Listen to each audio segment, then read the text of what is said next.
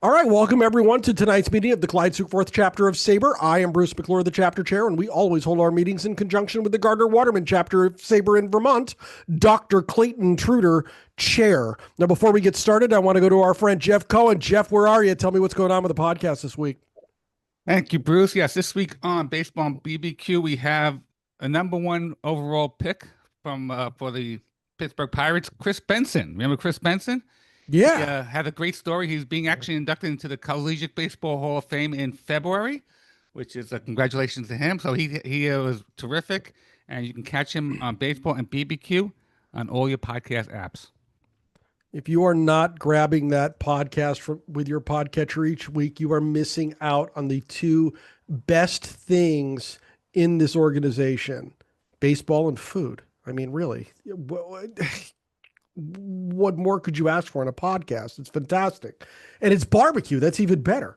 I had somebody tell me last week that they were on a little trip and he said to me, yeah, I've had my fill of barbecue. And I'm like, are you kidding me? You've had your fill of barbecue? Come on. He says, lunch and dinner for 4 or 5 days, man. Come on. I says, whoa. You missed out on breakfast. But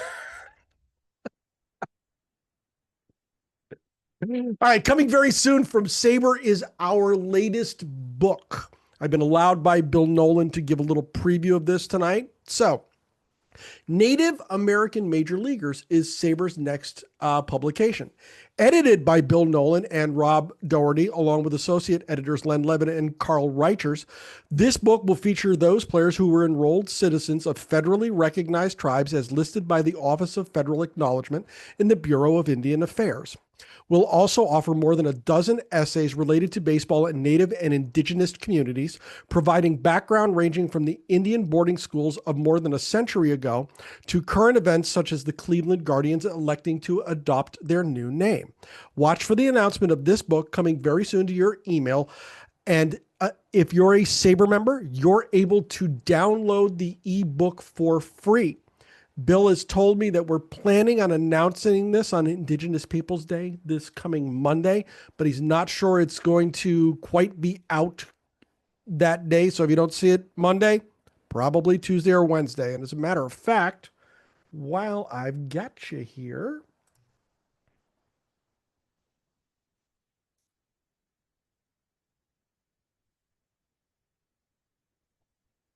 hopefully you can see the book right now. There's the cover.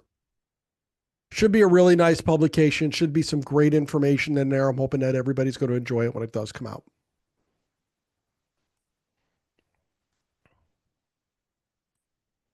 All right, on to our feature presentation. Before the 1950 World Series, the Philadelphia Phillies were infamous for a record-breaking lack of achievement that dated from their conception in 1883 through the 1940s. When Robert Carpenter took over in 1944, the Phillies had only won a single National League title in more than 60 years. Over the next 5 years, Carpenter and the newly hired GM, Herb Pennock, would overhaul the team's operations, building a farm system from scratch and spreading a fortune on talent to build a team that would gain immense popularity and finally bring an NL pennant in 1950. Nicknamed the Whiz Kids because they had so many players under 30, the team caught lightning in a bottle for one season. Tonight's book is about a team that shocked everyone by winning and then shocked everyone by never winning again. It includes a cast of characters and unusual storylines that I'm sure you're going to enjoy hearing about, and recounts the history of a team that, though hand-built to be champions, fell short, yet remains legendary anyway. SABR member Dennis Snelling is a 3-time Casey Award finalist for Best Baseball Book of the Year for The Greatest Minor League, A History of the Pacific Coast League. Johnny Evers, A Baseball Life, and Lefty O'Doul, Baseball's Forgotten Ambassador. The biography of Johnny Evers was also a finalist for the Seymour Medal. He has written for several SABR publications and contributed chapters to recent 2-volume history of an American baseball tour of Japan. And I can't say this correctly, so here goes nothing. Nichibei Yaku, edited by Rob Fitz. Rob, if you're watching this, I'm sorry. He is currently in his 52nd season as football public address announcer for Downey High School in Modesto, California, the school that produced Joe Rudy and George Lucas. And he's here tonight to discuss his book, The Whiz Kids, How the 1950 Phillies Took the Pennant, Lost the World Series, and Changed Philadelphia baseball forever. Dennis Snelling, welcome to Northern New England, my friend. How are you? Great. Thank you, Bruce, for the introduction and the opportunity to talk about this book and this fascinating team and fascinating franchise in a lot of ways. And what I thought I would do is just kind of talk about the book a little bit, a few of the stories, how the book's structured, and then see if there's any questions that people have.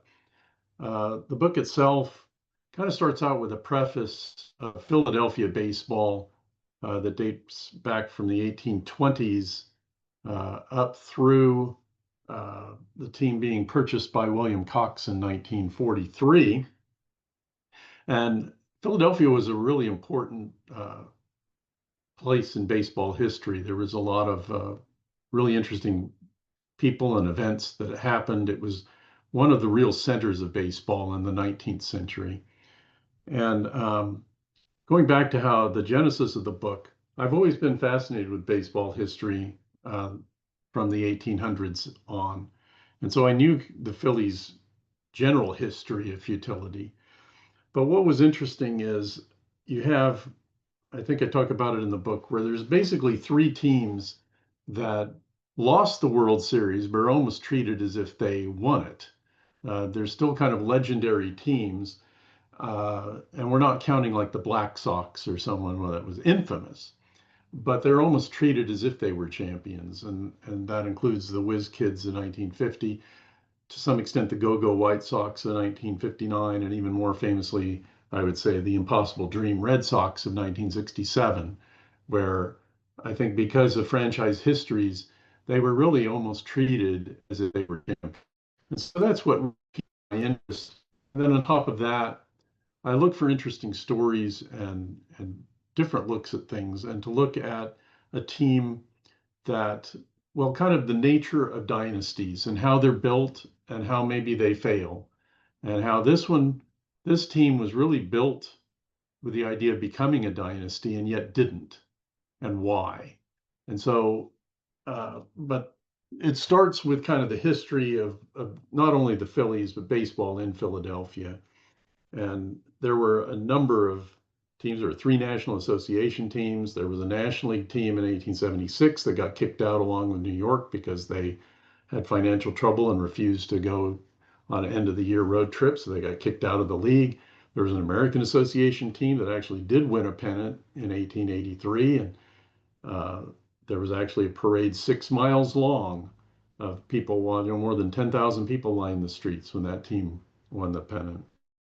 And that team success kind of brought Philadelphia and New York back into the National League. And the Phillies started in 1883, started by Al Reach, who was one of the first professional baseball players and kind of a rival to Al Spalding in the sporting goods. And you still see the names Reach and Spalding in the sporting goods world today. And he partnered with a man named John Rogers to start a National League team that eventually became called the Phillies. And the team had a lot of great players early on. There's a story about one of the greatest players you never heard of in the 19th century, who was the Ohtani of his time, won as many as 30 games as a pitcher, and was also the team's leading hitter, but unfortunately died 4 years into his career, despite winning nearly 100 games in those 4 seasons. And you had the Phillies they put together a really nice ballpark, almost looked like a castle. It was really cutting edge, and then it burned down, and they replaced it in the 1890s with one of the first cantilevered baseball stadiums. And they had a lot of great players through the 1800s, a lot of Hall of Fame players, but they never could get over the hump. They never quite had the pitching. They had always finished third or fourth, yet the team was really supported. They finished first in attendance almost every year during those times. Towards the end of the decade, they started having some problems. They even got caught cheating in an interesting fashion. They actually had their third base coach would stand in the box in water and would essentially be electrocuted based on there was a backup catcher in the manager's office out in center field with opera glasses. He would call the pitch, and an electrical shock would be sent to the third base coach, and he would signal the pitch to the hitter. And they got caught because the other team started digging around in the box and found the wires. So even when they were doing it wrong, they couldn't get it right. So they eventually changed ownership several times. The stadium actually fell and killed more than 24 people in 1903, a portion of the stadium, which is later called Baker Bowl. And they just went through a period of futility where they had ownership that didn't really have the means to keep the players that they developed. They developed a lot of great players, even in the 20s and 30s. They had players like Lefty O'Doul, who hit 398 in 1929, hit 32 homers and only struck out 19 times. You won't see those kind of numbers today, or probably ever again. They had Cy Williams, and they had Grover Cleveland Alexander, and yet they didn't keep them. They sold them to keep things going. And so the book kind of, that first chapter kind of deals with that whole history so you understand why 1950 was so important to Phillies fans, that they'd waited so long, many of them all their lives, waiting to see a successful Phillies team. They didn't have a first division finish between 1917 and 1949. They finished last in earned run average, I think, 16 out of 17 years. They had earned run averages at some points that were over 6 runs per game. And again, when they had great players like Chuck Klein or Cy Williams or some of these players, they inevitably sold them off in order to make payroll. So in 1943, the team was forced to be sold to a man named William Cox. And he was colorful, wanted to turn the team around and change that. Unfortunately, he also bet on his team and got kicked out of baseball. And he's one of those, along with Pete Rose and Joe Jackson, et cetera, that were recently reinstated. But he was banned from baseball for life. So that opened the door for Robert Carpenter Sr. to buy the ball club. And he had been in the DuPont family, married into the DuPont family, and he turned the operation over to his 28-year-old son, who was still in the Army. And this was during World War II. And they hired a family friend, Herb Pennock, to run the ball club.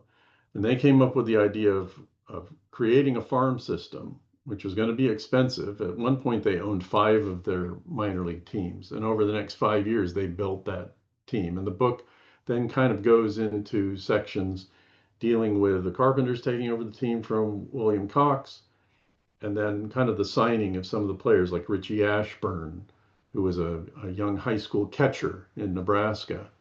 And they signed, there's one chapter that deals with the signing of Kurt Simmons and Robin Roberts, who they signed within 6 months of each other. Two players who went on to win almost 500 games in the major leagues, almost 3/4 of them with the Phillies, and kind of the cornerstone of their pitching rotation.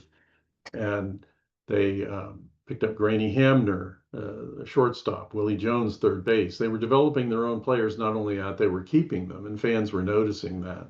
And even though there wasn't a lot of success early on, fans were coming to the ballpark. At the same time, the Athletics had gone through some tough times. They'd become the dominant franchise with Connie Mack becoming the face of Philadelphia baseball, in essence. By the time 1950 rolled around, he was celebrating his 50th season as manager of the Athletics. Meanwhile, the Phillies finally had a winning season in 1949, as all these young players gelled, and they picked up Jim Constanti off the scrap heap. They traded for Eddie Waitkus at first base. They traded for Dick Sisler, and everything just kind of fell into place. The book deals a lot with the 1949 season leading up to their big 1950 season, including, of course, the attempted murder of Eddie Waitkus by Ruth Ann Steinhagen, which kind of became part of the model for the novel The Natural. And then you get into the 1950 season. The middle part of the book really deals with that 1950 season. This is the 75th anniversary of that team, and today is the 75th anniversary of the third game of the 1950 World Series against the Yankees. And again, these were colorful players. Jim Constanti, who had a season probably rivaled as a relief pitcher, rivaled only maybe by Mike Marshall in 1974 with the Dodgers, won 16 games, pitched, I think, including the World Series, more than 170 innings that year, all in relief except for the one start that he made in the World Series. He had a personal pitching coach who was an undertaker. It was his next door neighbor. And his next door neighbor had never played baseball, but he was a bowler. And he reasoned that you could come up with spins and twists on a ball like you do bowling. And it saved Constanti's career. He was actually 31 years old in 1950 and had bounced around some in the major leagues, mostly in the minors, and had actually landed with the Phillies AAA team in Toronto, and ended up saving his career there. And the Phillies ended up buying him because he had some success there. They had a manager, Eddie Sawyer, who was a college professor. They put together a coaching staff that actually coached. They weren't just buddies of the manager, which was more the norm of that time. They were an excellent, fantastic defensive team. 1950, almost all the players played 150 or more games. They had very few injuries. And they built up a really big lead. They had 7.5 game lead with 11 games left to play in 1950 after kind of blowing things open in August. And then everything almost collapsed and went down to the final day of the season. They lost 3 of their starting pitchers in September, Curt Simmons to military, and then on consecutive days they lost a rookie, Bubba Church, who'd won 8 games in the second half of the season, a line drive off the bat of Ted Kluszewski that almost took his eye out. And then the next day, Bob Miller, who had hurt his back earlier in the year, favoring that, messed up his shoulder. So going down the stretch, they basically had 2 pitchers to rely on, Robin Roberts and Jim Constanti. They were the only ones that Eddie Sawyer really had faith in. And they gutted it out with one of the most dramatic final days of the season. And then they were faced with a World Series and basically had to play.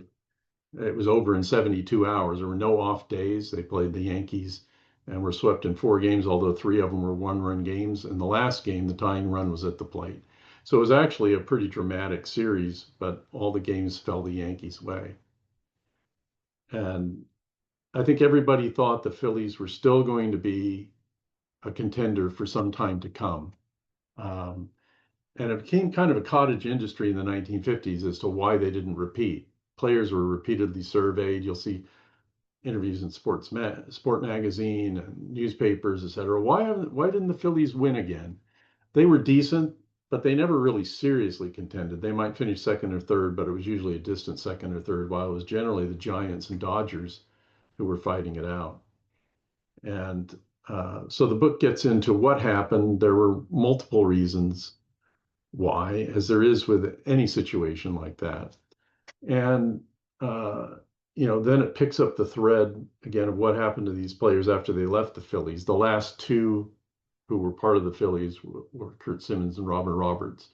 And just like the book picks up the thread of them signing originally, it picks up what happened to them after they left. Both of them had success, even though they were just cut unceremoniously by the Phillies. The Phillies really could have used him in 1964 when they had a similar collapse, but didn't recover to win the pennant. With Simmons actually playing a major role in knocking the Phillies out of the pennant race. He beat them 4 times that September, won 18 games in 1964. This is 17 years after his major league debut. And he had a very storied career with the Phillies. He was actually signed as a high school player. In 1947, they took the whole Phillies team up to Egypt, Pennsylvania for a exhibition game. The Phillies played a town team in Egypt to try out Curt Simmons. And he pitched so well, they signed him right away. And then he beat the Giants New York Giants as an 18-year-old, the team that set the major league record for home runs in the season at the time, on the final day of the season, a complete game 3-1 win. And in 1950, he had really come of age, but he didn't get to pitch in the World Series that year because of military commitment. And ironically, he got to pitch in the '64 World Series, also against the Yankees, by knocking the Phillies out of the pennant. So the book kind of gets into, what happened in the 1950s, which a lot of it had to do with the fact that they tried to do the same things in the 40s, signing bonus babies, which was an expensive way to go. Tried to do that in the 50s, and it worked in the 40s. They hit on almost every pick they tried in the 40s, and they missed on almost every one they tried in the 50s.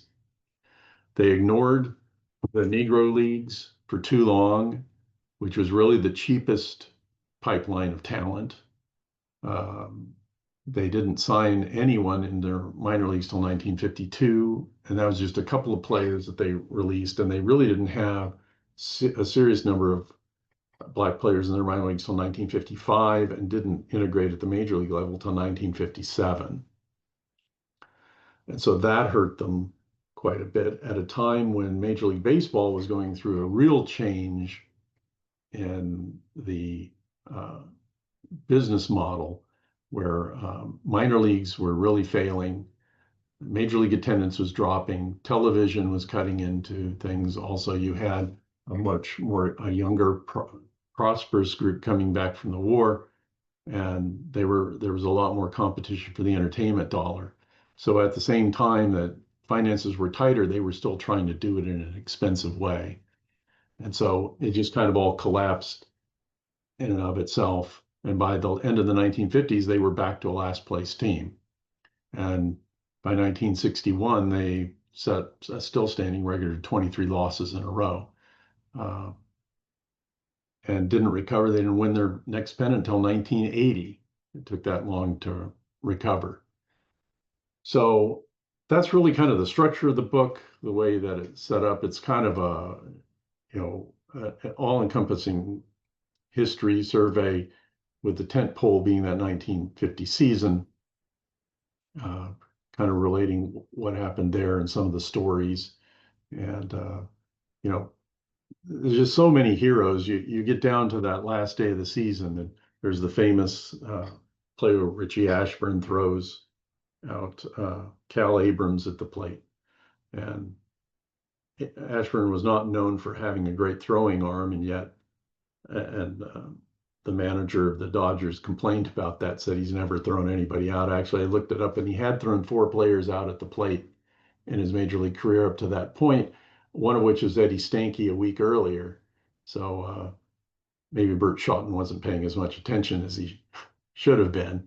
But you had Andy Seminick, who was really the heart and soul of the team. If you ask everybody, he was the real leader, the catcher. A week before that game, they had played on a broken ankle the last week and a half of the season and the World Series, a collision at home plate with Monty Irvin, and gutted through that. And you had Waitkus, who was coming back from near death in 1950 after being shot in the middle of the 1949 season. You had Dick Sisler, who had hit 296, best season he ever had, and inspired Ernest Hemingway to dust off one of his stories, The Old Man and the Sea, and Sisler actually makes that in there. A lot of people remember DiMaggio being in the book, but there's also talks about Dick Sisler, who had come back from the war to get back in shape playing in Cuba, and was a big star in the winter of 1943-44 in Cuba, and was still remembered, obviously, there as Hemingway had been in Cuba. And Ashburn, of course. And you had, just a great cast of characters, a colorful cast of characters. Russ Meyer, who was battling elbow chips all year, and one of the greatest tempers of anybody ever. There's a story about how he once got so mad and threw the rosin bag up in the air after some umpire had made a call and it hit him. It landed straight on his head, and he replayed that later at one of the reunions. But they had reunions into 2000. There's a team that's really celebrated in Philadelphia even today, and just a really memorable ball club. Uh, that went through rough times. A bunch of guys who got together, somehow won, and then just couldn't put it together again.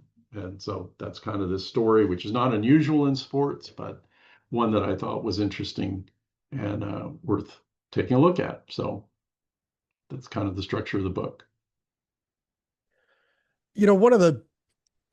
My dad was older. Excuse me. My dad was 60 when I was born. So my father saw a ton of baseball that the average father of somebody like me didn't see. So he got, and his hometown is Philadelphia. So he got to see a lot of the old Philadelphia A's. He used to talk about sneaking into Shibe Park and watching games when he was little. But when he started talking about baseball in the 50s, he always settled on the Whiz Kids and then would start talking about Robin Roberts. Because Roberts had such a stretch of incredible seasons. He led the league. I'm looking at his baseball reference right now. He led the league in WAR 4 years straight. He nearly had 10 WAR in 1953. Obviously, that's a retroactive stat. Right. But, I mean, geez, he had season 1950. He started a run of 20-win seasons that went 20 wins, 21 wins, 28 wins, 3 years of 23 wins. And then he won 19 and 56 while losing 18. Well, he's thrown 300 innings every year. And he threw 300 innings for 1, 2, 3, 4, 5, 6. And then in 1956, he threw 297 innings.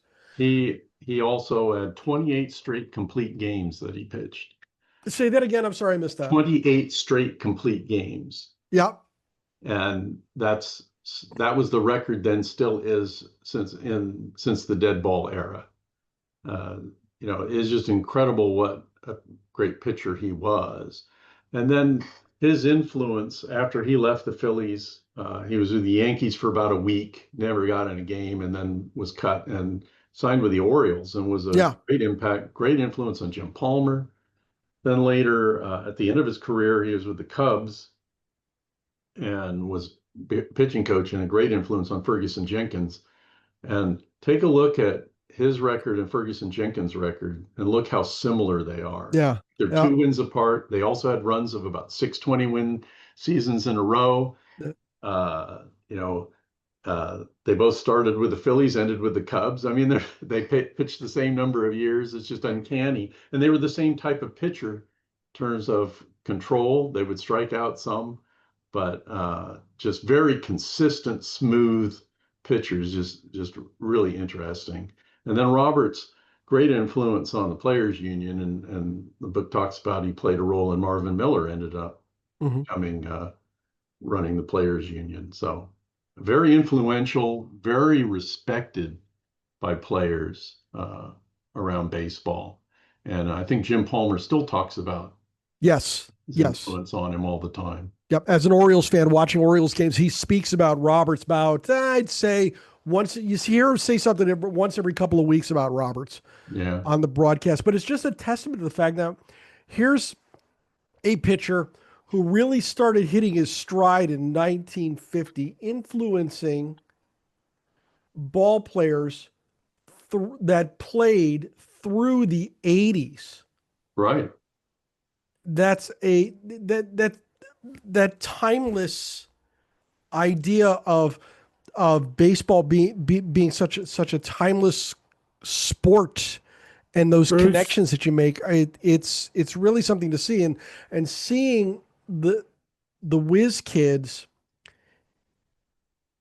Many of those ball players touched players moving forward probably because Bruce, of their I wonder age. if I could step in here.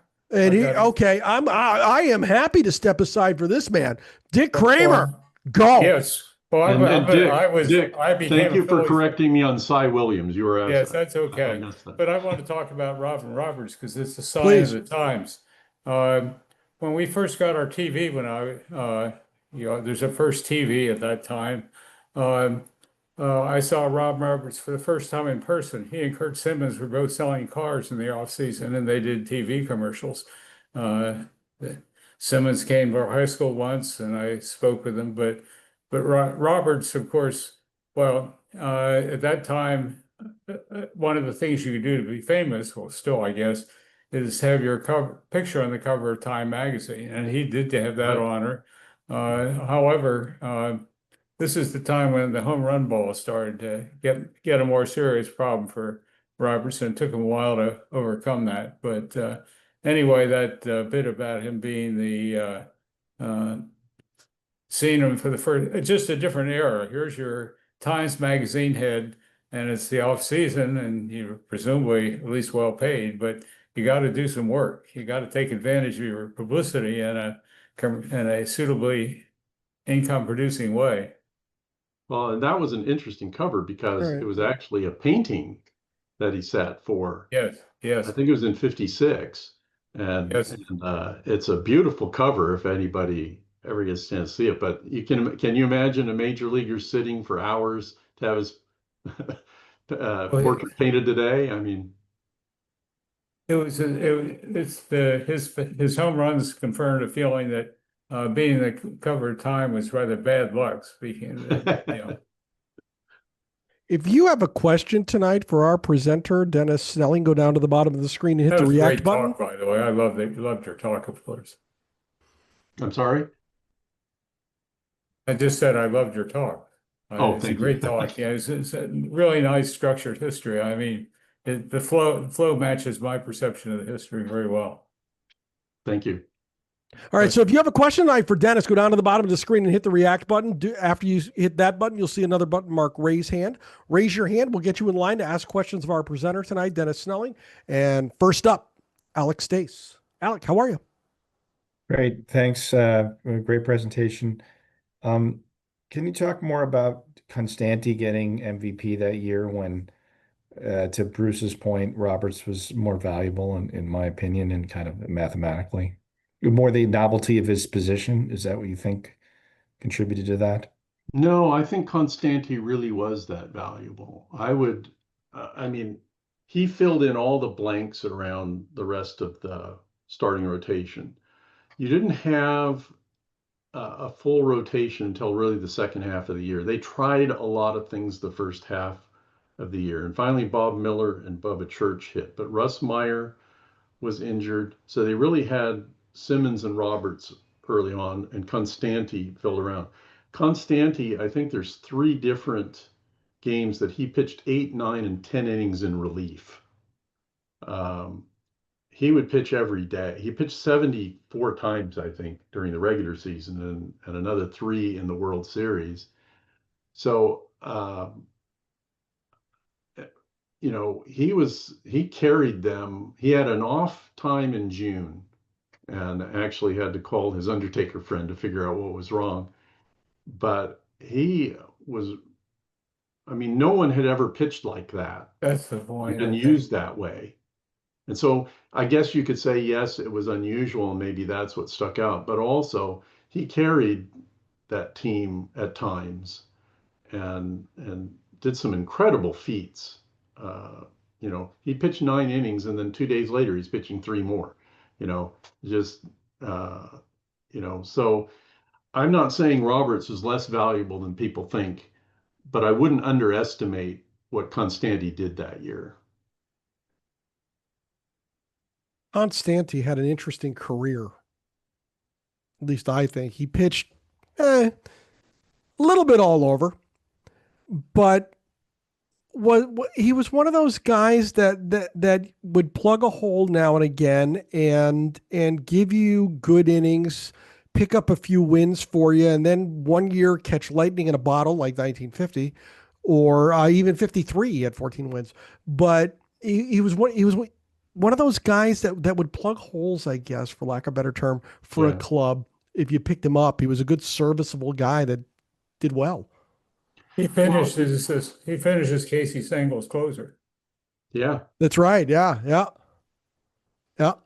And Stengel would talk about how Constanti just never seemed to feel pressure. He likened him to the guy just going down to the corner getting a newspaper. And Constanti was sort of, why should I worry? Let the other guy worry about getting a hit. And I'm not going to worry.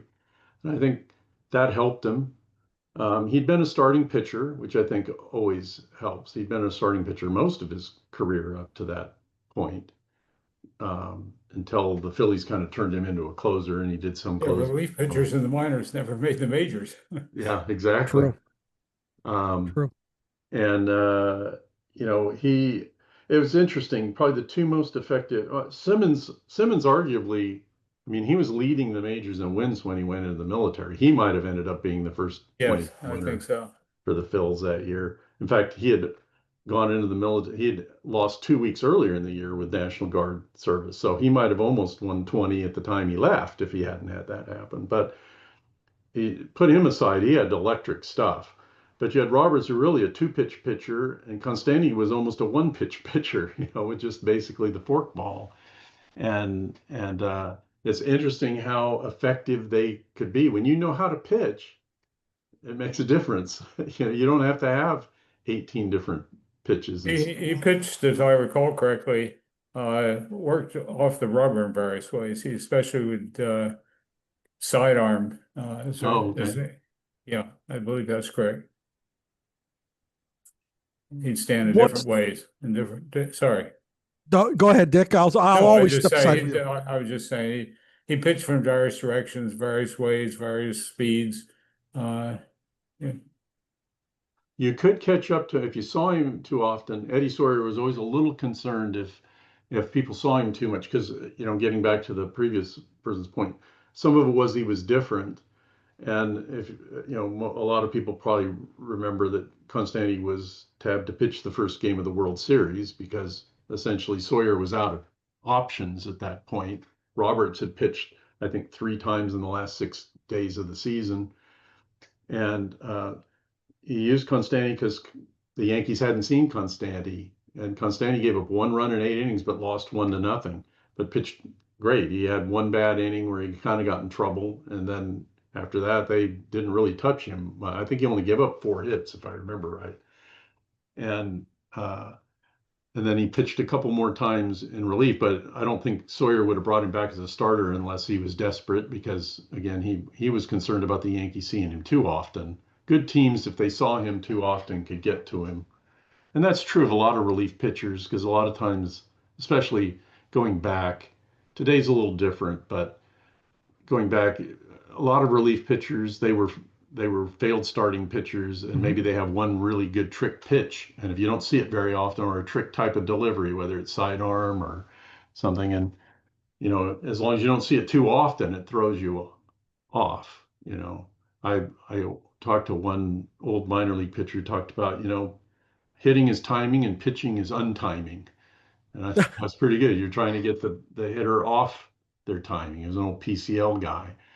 And a couple of other interesting Phillies of the 50s or that team were Del Ennis and Pudd'nhead Jones. Mm-hmm. And Granny Hamner, who led the club in the World Series. Yeah, Del Ennis, really underrated player, I think. I agree. I quite agree. He was. Do you have an unsung hero of the clubs? Somebody that you don't think is talked about enough? Well, Ennis, I guess, was one that I think he gets overlooked, because Sisler had the big hit, Ashburn had the big throw, Roberts 120, Constanti gets MVP.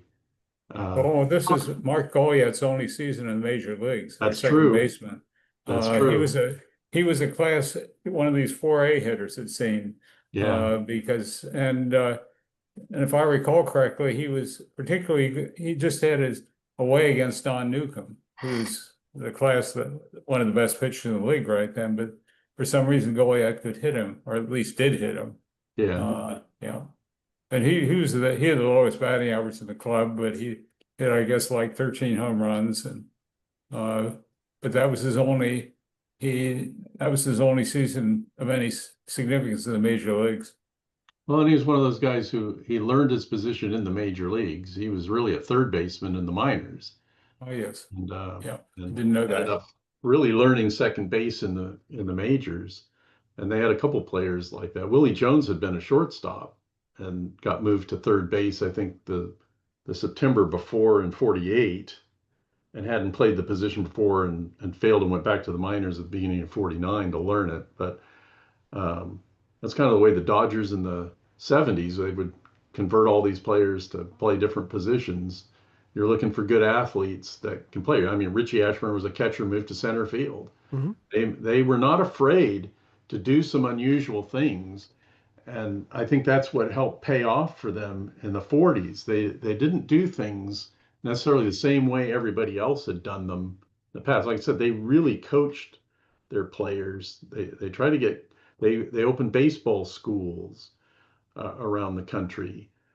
They hired good farm directors, good scouts, good, the a real general manager. And then, of course, when Herb Pennock died, Carpenter tried to do it, and it worked for a while. They had some momentum, but I think that hurt them until they didn't hire another general manager until 1954.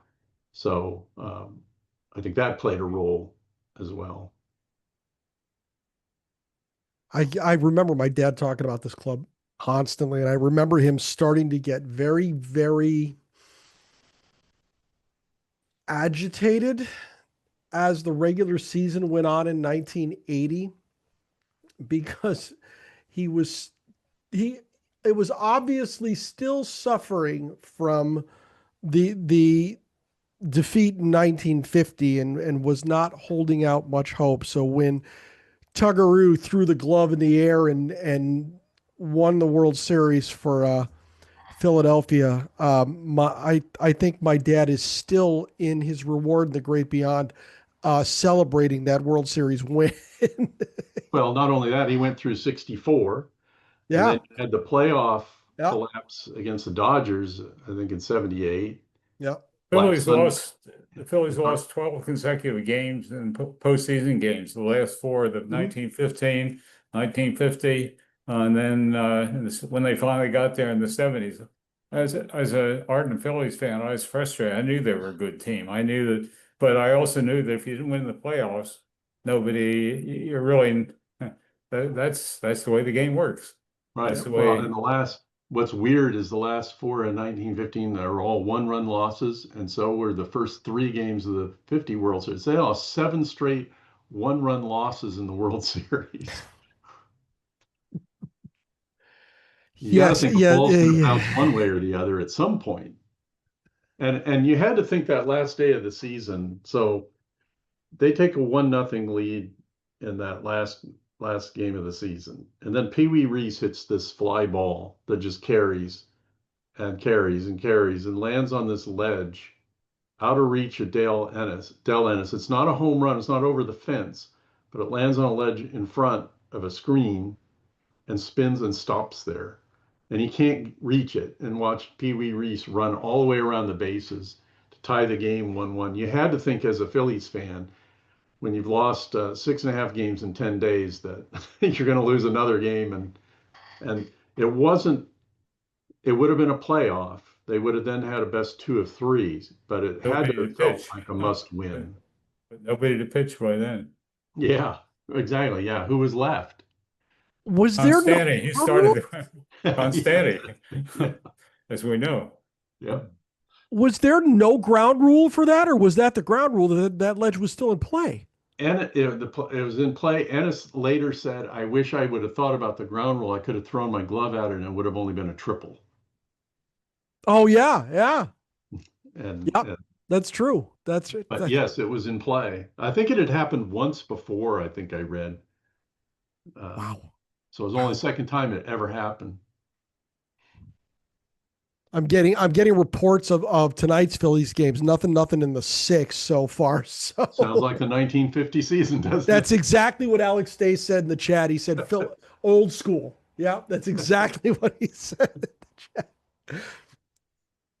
I love going back in time and hearing about these clubs and hearing about not only the Hall of Famers, but some of the unsung heroes, some of the guys that played well and had those nice careers that we don't talk about enough, like Willie Jones, like Innis. A lot of those guys. It's you're remembering guys that played their hearts out for fans for years that are vanishing to the mists of time, for lack of better terms. So these books are important and they're terrific, and they bring those players back to life in such a great way. It's a really, really, really good book, and we really appreciate you writing it. Do you have any last licks, favorite stories about the Phillies from that year, or? Well, I think one thing is it's unfortunate they didn't win again because I think so many of their players are overlooked. I mean, Willie Jones and Granny Hamner were arguably as good a left side of the infield as there was in the National League during that whole most of that decade. Richie Ashburn, people don't realize what a great center fielder he was. There's still putout records that he has. He's up there with Mays as far as in putouts. How good Roberts was. People forget how good Roberts was, and he never got to pitch in another World Series after that 1950 season. You know, the job Eddie Sawyer did, the season Constanti had. I think it's unfortunate people don't remember that outside of maybe Philadelphia, and it's interesting how they're all still tied together anyway, but they're not they're remembered more collectively than they are individually, I guess. People will hear about the Whiz Kids, and they'll if a person towards the end of their life, someone might not remember their name, but when they said they were one of the Whiz Kids, everybody lit up. Oh yeah, the Whiz Kids. Now in Philadelphia, people knew them, but I think that's the unfortunate thing. There are, of course, some great stories during the 1930s during their futility, the Baker Bowl times. And, the stadium was really falling apart by then. And the joke would be that, there'd be the only improvement at Baker Bowl was that they switched out shiny new nails for the rusty ones the players hung their clothes on. Then you had the famous story stories of the Life Boy, the big Life Boy sign out in right field with people hitting the ball off that and it waking up one of the outfielders, and he throws the ball in, not realizing it was the pitcher in frustration who'd thrown the ball out there when he was taken out of a game. A lot of stories, some are true, some are not. I mean, one that has never made a lot of sense to me, and I couldn't square it totally, was there's a famous one where Richie Ashburn hit a woman with a foul ball. I think it was in 1957. Her husband was a sports editor for a Philadelphia newspaper. Her name was Alice Roth, and she was hit in the face with a foul ball and being tended to. And as they carried her out on a stretcher, Ashburn hit another foul ball that hit her again. I've heard that story. Yes. The thing that doesn't make sense to me is I don't know how you would get a stretcher down there, have her attended to, and have her pulled out, and Ashburn would still be at bat. And the Roth family, the children claim it happened, but there's nothing in game accounts or anything like that. So, but I agree with the person who just made the statement. If it's not true, it should be. It's a great Yeah, there you go. Yeah, that was Al. story. And of course, Ashburn ended his career with the Mets. The final time on base, he was on base and erased in a triple play, and that was the famous Mets team that went 40 and 120. And at the end of the game, Ashburn said that Casey Stengel called everybody around and said, "Listen, fellas, nobody should feel bad about this. This was a team effort. No one person could have done all this." Yeah. And Ashburn went on to such a long career as a broadcaster, is still revered. They have Ashburn Alley in the Philly Stadium. He's became a legend as one of the first great players who became a great broadcaster, and was with the Phillies from '62, I think, until his death in '97. And he was there the day they basically tore down. So the Phillies ended up at Shibe Park after they left Baker Bowl. And actually, they're lucky they weren't the team that left. It was a two-team city, and they were renting the Athletics ballpark. But the Athletics kind of fell apart at the same time the Phillies rose in the 1950s when teams started moving, and so it was the Phillies that ended up staying. But Ashburn was there when they were tearing the ballpark apart the last day in 1970. Fans were running onto the field. One fan during one inning tried to go and dig the rubber out, steal a ball from the pitcher. And Ashburn was broadcasting the game and he was talking about how crazy the fans were. He's watching them tear seats out and everything and run off with everything in the ballpark. And he looks down and realizes his sons are taking a section of the seats out. And he says, I think I still have those. So, and then some poignant stories. Robin Roberts closing out his career in the minor leagues, pitching for Reading, Pennsylvania, in the Eastern League, and Dallas Green was his teammate and pitching coach. He was a player pitching coach, and there's a famous story of him talking to his pitchers on the bus, and the guys are cleaning the windows up on the hotel. And Green says, "Hey, pitchers, pay attention. Look up. That could be you someday, so bear down." You could be the guys cleaning the windows.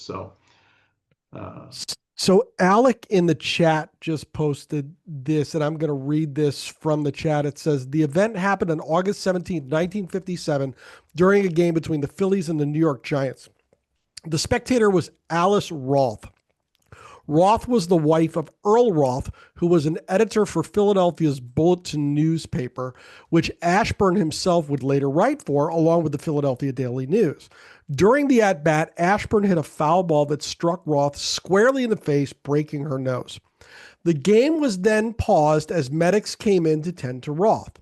As they were carrying her away on a stretcher, I shouldn't laugh, but play was resumed and Ashburn fouled off the first pitch thrown to him. This foul subsequently struck Roth as she was being carried off by medics. Oh, Lord. Yeah. From that game on, Roth chose to sit in the left field bleachers far away from any potential foul balls. Roth and Ashburn became friends after that, and Roth's son eventually got to be a bat boy for the Phillies. So I think that's the story I've heard. I love those stories. Yeah. Thank you for that, Alec. I appreciate it. The Whiz Kids, how the 1950 Phillies took the pennant, lost the World Series, and changed Philadelphia baseball forever. Dennis, tell them how to find it. Well, you can find it on Amazon or through the publisher, University of Nebraska Press, or anywhere. You can order it at any bookstore, locally or, online. If they don't have it on the shelf, you can order it. So basically anywhere books are sold. As what I like to tell folks is go to your local bookseller, have them order it for you, keep local places in business. However, one thing I will show you before we go is if you want a little more information after you read Dennis's book, you can go to the SABR bookstore as a SABR member and download this book for free. The Whiz Kids Take the Pennant, the 1950 Philadelphia Phillies. Edited by C. Paul Rogers III and Bill Nolan. It's a great little book, and it will give you more information about the club that you may not have had from Dennis's great book. Dennis, this has been fantastic. I really appreciate you doing this. Thank you very much. Thank you. I also want to point out there's a book C. Paul Rogers did that is largely an oral history of the 1950 Phillies that he did with Robin Roberts. And he was helpful to me in this book as well as a Philadelphia baseball historian, Bob Warrington, and I want to give a shout out to them. But that's another book to look at. I think it was published in '96. Mm-hmm. And so a lot of the Phillies players themselves in their own voice you can hear there. So throw that out. Good stuff. Join us next week, Monday, October 13th. I got the date right, when we will have SABR member Jack Bales in his presentation, No Shrinking Violet, Violet Popovich and the Chicago Cub Shot for Love. The sign-up link is available in the chapter meeting booklet and at the SABR events calendar. And incidentally, Jack Bales is a great storyteller. You're going to have a lot of fun watching this one.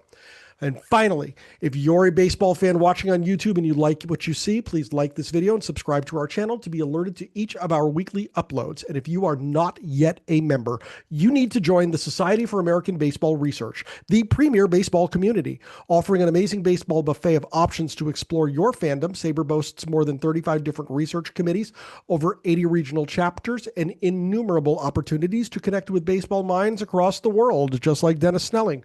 For more information, go to SABR.org today. Dennis Snelling, you're fantastic. Thank you for doing this for us. Let's get everybody out of here so they can go watch the present day Phillies. We'll see everybody next week. Have a good night, folks.